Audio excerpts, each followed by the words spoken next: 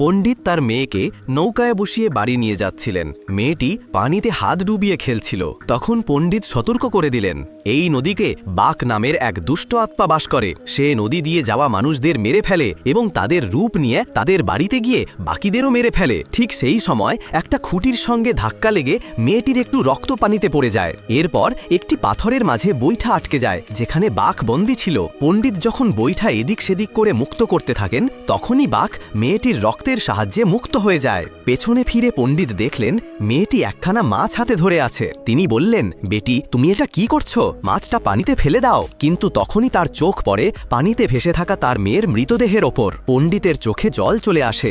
বাঘ মেয়েটিকে মেরে তার রূপ ধারণ করেছে। পণ্ডিত তখন মন্ত্র পাঠ করে জল ভরা লোটার জল বাঘের শরীরে ছুঁড়ে দেন।